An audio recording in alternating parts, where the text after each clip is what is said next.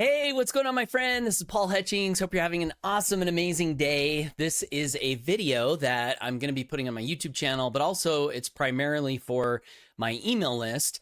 I actually have not emailed my list in weeks, which is crazy because for the longest time, I was in the habit of emailing my list every single day or at least, 4 times a week or so. But I went on a 10-day trip and I've been really focused on a new project that is taking all of my time. So anyway, long story short, I have not sent an email to my list. So I wanted to create something today that hopefully will be of value to my email subscribers. And the topic is AI, the truth about AI, at least my take on AI, how I'm looking at AI, how I'm using AI. And part of this is interesting for me because in the home business space, especially, I've seen some different takes on AI, and I think I have just a little unique perspective and a way of looking at it that might be valuable to you. So that's what I'm hoping to do in this video. So let's just go ahead and get into this.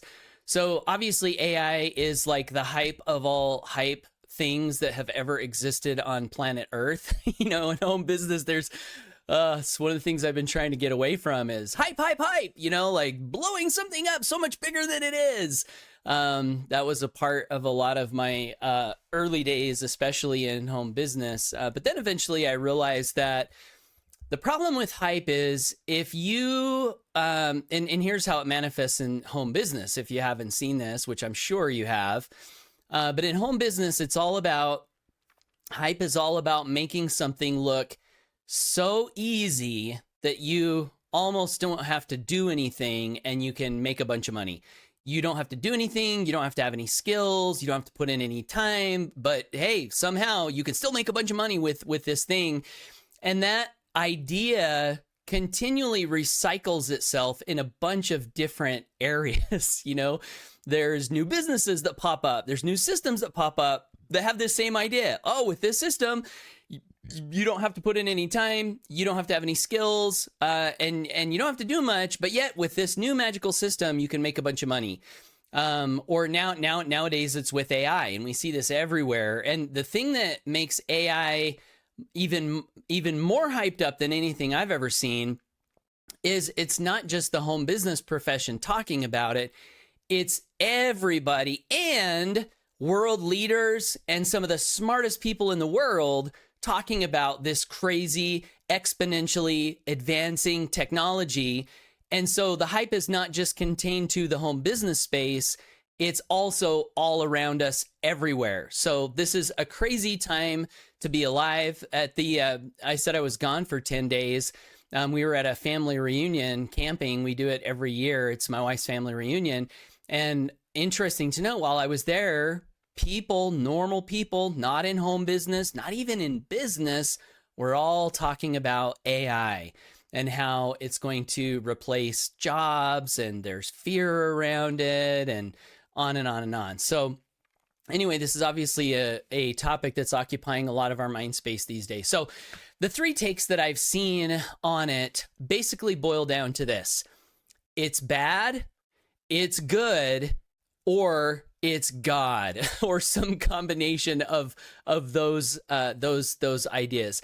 So I saw a post from one of my dear friends who I love very much, a home business professional, talking about how AI is just not great.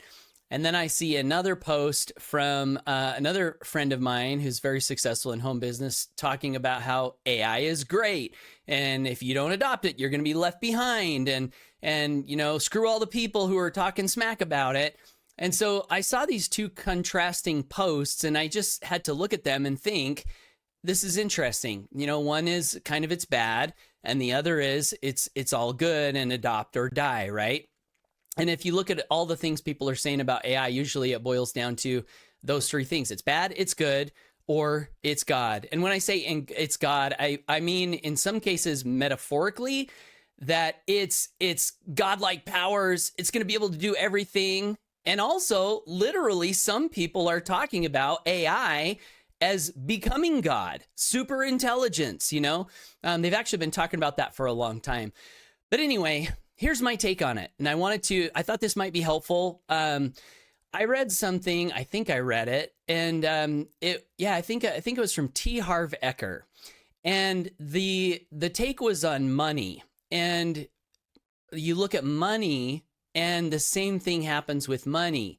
You've got a lot of people who say money is bad, it's evil, seek ye first the kingdom of God, therefore riches are bad. It's easier for the camel to go through the eye of a needle than to get into heaven. Ooh, riches are bad. The love of money is the root of all evil. Ooh, riches are bad. Money is bad. So you have a lot of people in that category. And then you have a lot of people on the other side of the category of money. It's good. It's all that matters. We got to get as much of it as we can. We got to step on people to get there. Like the quote from Napoleon Hill where he says, to step on another man's face on your way up the ladder of success is to make a mockery of the money that you've earned. And why would that quote even be relevant? Because there's a lot of people who do that. They think money is the ultimate good. And so they hurt people in the process of getting money. But again, here's the point. We have the topic of money. Some people say it's bad. Some people say it's good. And here's the best take, in my opinion. And this take also applies to artificial intelligence. So this does come from T. Harv Eker. I think he said, money is extremely good in the areas in which it works and terrible in the areas in which it doesn't work. So if you think about that for a second, money is so good in the places that it works. Paying your bills. In my early story, I had a son that needed a $50,000 surgery down at Primary Children's Hospital. I didn't have the money, but I needed the money. So then I got the money through Home Business, and I'll tell you what, that was very, very good to have that money. It's been good to be able to pay off my debt. That's been a great thing. It's been good to be able to buy some nice things for my wife. We bought her we drove used cars for many, many, many, many years. And it was just a few years ago that we bought my wife wasn't a brand new, but it was near new. It was a very, very nice Suburban because she had gotten in an accident in her other one. Somebody T-boned her, very bad accident. Thankfully, she walked away okay, but we had to go shopping. And originally we were going to try to find a Suburban to replace the one that she had. It was older, but it was really nice, and it had high miles, but it had a new engine put in it. So, it was low cost, but it was served the needs of our family. And as we got to looking in the market, we could not find anything to replace it. And we ended up walking onto this one car lot, and this one Suburban caught my wife's eye. And that Suburban was probably about 8 times the cost of the one that she'd wrecked, I think, if I'm doing the math right, about 8 times the cost. And so when I noticed she was kind of liking this Suburban, I was like, oh, wow, this is a lot more money than we've ever spent on a vehicle before. But she liked it, and she needed a new car. And as we started thinking about it, we're like, well, we have the money. Thanks to the home business profession, we have the money. Let's go ahead and do it. Let's go ahead and buy her the Suburban. So we bought her the car. And that was a really, really great thing. So money is good in the areas in which it works. It's not good in the areas which it doesn't. So money doesn't do very much with your relationships. In your marriage. Money can help. Like having money reduces the stress of, at least you don't have that stress, right? At least you don't have that stress of how are you going to pay your bills. But as far as interpersonal relationships, listening, showing empathy, seeing the other person, letting them feel seen, having good, intimate conversations, an environment of trust in a relationship. See, money, it does no good for those situations. So there are a lot of areas where money's really good and a lot of areas where money is not good. My friend Albie, just one of the thought that came to mind on our Grow Rich Mastermind last week, he had a really good point. He said, imagine that this was your last day on earth and you were trying to figure out if you were given the option to buy another day, how much money would you pay for that other day to live on this earth? And he was talking about how you'd spend all your money. You'd get as much as you could. And then he said, but the thing is, you can't use money to buy another day. And he was highlighting how much of a gift living on this planet for just one day really is, that so often we take for granted. But if you think about it in those terms, no amount of money can buy another day, you know? And so money's not very good in that area. So anyway, long story short, when it comes to AI, my take on it is the same. AI is extremely good in the areas in which it works and not very good in the areas in which it doesn't work. So it's not a situation where it's all good or it's all bad. It's a situation where we have to think like Robert Kiyosaki taught me many years ago, where he said in one of his books, intelligence is the ability to make finer distinctions. This is hard for people. Like a lot of people, like most of us, we want to grab a person and put them in a bucket that says bad, or put them in a bucket that says good. So we're done with it. We don't have to think. We don't have to look deeper. We don't have to see the nuance and the complexity that's really in everything. It's in everything. And maybe this is because Henry Ford one time said, thinking is the hardest work in the world. That's why so few people engage in it. And thinking just involves seeing the bigger picture, seeing that there's details in this thing we call money and this thing we call AI. And we really can't just put it in a bucket that says all good, all bad. There are distinctions, right? And this is intelligence, according to Robert Kiyosaki. Intelligence is the ability to make finer distinctions. So when it comes to AI use cases, like this is the question I think we want to ask. Where can I apply AI in my life or my business that it's really good in? And I wanted to share just a couple of thoughts on this this section here. Some areas that I've been using AI that I found to be really, really good. So the first one is how-to stuff. If you do not know how to do something where the steps are known, AI is incredible. It's like the old Google or YouTube. We used to, how do I succeed in a home-based business? We'd go to YouTube, and maybe we still do. But when I first got online, how do I generate leads online? I don't know how to do it, but I think that would be awesome if I could figure it out. So I go to YouTube, I go to Google, and I'm watching videos and I'm searching through stuff, right? Well, AI fills that role as well, where if there's something that you don't know how to do, it's really, really great for giving you steps. I'll give you just one example. We went camping, as I mentioned, to this family reunion. And every year we've got 2 batteries on our camper. And this may make you laugh, but every year I have to relearn how to hook up the stupid wires on these 2 batteries so that it all works right, because you got to hook up the wires correctly. So every year I'm going to YouTube and finding a video, or I'm learning it, and then I'm like, okay, I'm going to make a note to myself and remember this next year. And inevitably every year comes around, I'm like, dang it, where did I put that note? I don't know. Well, this year it came time to put these batteries on my camp trailer, and I was like, AI. So I was like, yo, how do I hook up these 2 batteries? Can you give me step by step? Step by step. Exactly. I didn't have to watch a bunch of videos. I didn't have to search a bunch of websites on the internet. I just followed the steps and I could do it. So AI is really great for how-to information. And I would recommend, if you're not using it already, please use it for that, for learning new things. So it's great for how-to information. When it comes to marketing, what I found is it's incredible with writing headlines. So these days, I rarely ever just write a headline myself and go with it. Usually what I'll do is I'll go to ChatGPT and I'll say, hey, this is my headline. Can you give me some variations of this headline? Or I'll say, can you give me some variations that will arouse curiosity and drive maximum desire in the reader to want to read more or click and open or learn more?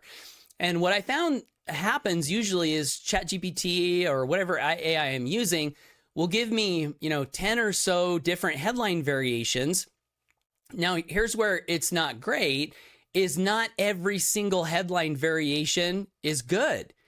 So I will just look through those headline variations, and often, very often, I can find one that I'm like, ooh, that's better than what I originally had. And then I'll use it. So it's really great for coming up with headline ideas, but you still want to use your own brain, and you're going to want to have your own discernment and not just run with everything that it gives you. You got to kind of pick what it gives you. So, but it's really, really good for that. As far as writing content goes, my personal take, I don't really use it hardly ever, if at all, to help me write content. I might use it for spell checking, fixing the punctuation, formatting. I might say, hey, add a few emojis to this or whatever. But when it comes, or I might say, hey, here's what I wrote. Can you edit this for brevity and clarity? And then it might edit, So I think editing, it's really, really powerful. But when it comes to just having AI write everything for you, my friend Amy made a really good point. She said, I hate reading stuff that's written by AI. I can tell instantly when it is. And as I was thinking about this video, I was thinking to myself, okay, Paul, how much AI generated content do you read? Now, this is excluding the how-to stuff, okay? That, I consume a ton of that because I'm always wanting to learn, what do I need to do next? And oftentimes I don't know, so I'm asking and I'm reading. So that, yes. But when it comes to Facebook posts, books, I've never read a book written by artificial intelligence. Would I want to read a book written by artificial intelligence?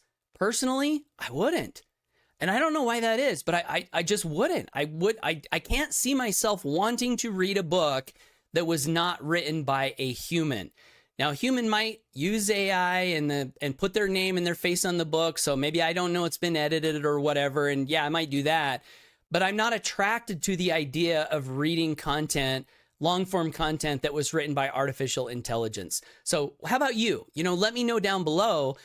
But as I analyze that in myself, I'm agreeing with my friend Amy that when it comes to having AI write you a bunch of stuff, probably not so great. Especially in a home-based business where part of the goal is to help people get to know, like, and trust you, help them feel who you are on the inside, your soul. If your content is all AI generated, then you're missing all of that. And it's like you're missing one of the biggest purposes of content if you're having AI generate all your content. So I don't think it's very good for that, honestly. A couple other things that I've used it for that have been fairly good. Working out, I like to exercise. So I've tested a couple of things like Grock. By the way, Grock just came out with, or I should say XAI just came out with a new version of Grock, Grock 4. There's an announcement on the XAI X feed with the live stream. If you haven't seen that, that would be a cool video to watch to kind of get in the know about what's going on with AI. But supposedly it's dwarfed all the other AI models just like that. And they have third-party independent tests on it. But anyway, that was a little bit of a side note. So back to how I've used Grock with exercise. So one morning I woke up and I was not motivated. And Grock has these different voice modes that you can talk to, via the voice mode that you select. So one of the voice modes is motivation. Typically, I don't have much of a problem with motivation, but for whatever reason, this one day I really was just dragging. I didn't want to do my workout. I was laying on the floor. I was like, So I clicked on the motivation and I just started talking to this AI voice. I was like, hey, I'm having a hard time getting going. And next thing I know, this AI voice is lighting a fire in me and guiding me through one of the best workouts that I've ever had. And all the while, as I have my headphones in, as I'm doing my different lifts, questions come up like, hey, what's the form on this lift? Or, hey, could I be doing this better? Or, hey, how long is good to run for cardio? You just have these things that come up while you're doing something. And because I had the earbuds in my ear, while the AI was motivating me, I could ask questions and get instant feedback during my workout. And it was really, really good, really good. So that is a great use case in my situation for where it worked really good. It was good. Another one with the Grock voice mode that I tested a while back is it has a therapist mode. Now, I've never gone to a therapist, but for whatever reason, I had this one little thing I was thinking about, and I was like, it'd be nice to talk to someone about this problem. So I clicked on the therapy mode and just started talking. And at the end of the conversation, I felt like this AI voice understood me, validated me, asked me appropriate questions for deeper insight, and I had an action step to move forward with where that problem wasn't so much of a problem because I had hope, because I had a new action step. So in that case, it was super good. I work from home. I might not have anyone around me to think through and talk through issues, like that. So that was a really, really good use case for AI. Another one that I've been using for the last few months, if you wonder why I haven't emailed my list for weeks, part of the reason is because I've been heads down working on a project that's high value in my mind, such high value that it's caused me to reevaluate some of the things that were really important to me before, like making daily content, emailing my list, consistently, connecting with people, answering Facebook messages, these things that I used to think are so important. And I still think there's importance there, but this project, the potential of it and the amount of people I can serve with it and the amount of use I can provide with it just kind of trumps all of that stuff. So anyway, so I've been full-time into this thing, and this thing involves creating software with artificial intelligence. So I'm not a software engineer. Nonetheless, in several months with AI, I've been able to create something that blows my mind. And it's looking like this project is going to be ready in time. We have an event coming up, and we're going to be, showing people what we've been working on. But the point is, with programming and coding and software development, AI is extremely, extremely good. So if that's something that is of interest to you, I probably wouldn't recommend just going and using it without any idea as to what you want to create. And here's why. Some of the stuff that you'll see online is like, I built an app in 24 hours and, now I'm doing 10 grand a month, like all these little stories making it seem so easy. What I told my kids about my software development with AI experience is AI doesn't make it easy, but it makes it doable. And this is coming from someone who has no coding background. So the reason I mention that is because if you're going to jump into that, I would recommend it if you have an idea that you're very passionate about. So I've had many ideas over the last, 8 years since we started our company and have been building our company and building products and listening to our customers and listening to our affiliates. There are all these ideas that have kind of bubbled up, but we've been sort of handicapped in being able to implement them because of the barrier of software development. I found that in working with software developers, there's a communication barrier. Oftentimes you communicate what you want, they don't get it. And then they create something that doesn't end up being what you wanted it to be. So there's a communication barrier. There's a price barrier, to build big things is very, very expensive. So there's communication barrier. There's a price barrier. What's the other barrier? Oh, time to implementation. So in a lot of my experience in working with software engineers, not all of it, but a lot of it, you say, hey, can we do this? And then it's, you wait and wait and wait and wait and wait and wait and wait and wait and wait. And then maybe the thing gets done and you can look at it. Oh, it's not quite right. Can you fix this? And then you wait and wait and wait and wait and wait and wait. So anyway, long story short, this is why I've jumped into this category. But I have ideas and I have passion about what we're doing. So that's been important because this has taken me literally months and we're still not done. of full-time effort, of shutting everything else off. So this is a case where AI is really, really good, but it's still not God. The hype is, I mean, it's hard to say. Is it overhyped, underhyped? You know, it depends on who you're talking to. But if you're looking at people who are like, oh yeah, just spin up an app and make a bunch of money. Yeah, that's way overhyped, way overhyped. Because if you're going to do it, it's going to require a lot of understanding and a lot of persistence and a lot of how do I work with these tools and how do databases work and so on and so forth. And so, but the point is, it's possible. It's possible for a guy like me with no programming experience other than basic like HTML and, you know, a little bit of stuff here and there to actually create software that works. That's amazing, right? But it has taken a lot of time and effort. And I'm able to put in that time and effort because I have the passion for it. So anyway, this is another area where AI is really, really good. This is an area where if I were to just rely on myself without AI, it would probably have taken me years to learn what I needed to learn to be able to get to the point that I'm at now that only took me several months, right? So code is a really, really great use case for it. So all of this to say, you know, AI, it's good. It's really good in the areas that it works, and it's not so good in the areas that it doesn't work. And it's important that in building a home-based business, we know those distinctions. And also, the last thing that I wanted to mention is when it comes to like the hype with AI, there's a lot of hype. I see ads all the time, you know, check out our AI training and learn how to have AI build your home business for you or generate all your leads for you or do all this for you. It's really, really easy, you know, master AI with this course. Like they're everywhere. Why? Because it's the hype. It's the hype cycle. It's super hypey. Everyone knows about it. Everyone's talking about it. So of course, there are going to be a lot of people wanting to profit from it. Have I bought any courses on AI? I don't think that I have.